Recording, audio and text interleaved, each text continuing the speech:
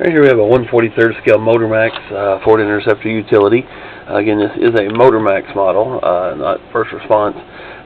Differences, interior and everything, body still thin like the other. The hood, none of the doors or anything open on these either, just like the first response replicas cars. This one is decaled, as you can see, University of Toledo Police Department, for a customer up in Ohio. And what I was going to mention, mention on this, these do not have license or the taillight lens covers. They're just painted on, similar to what the Jada 32nd scale cars were.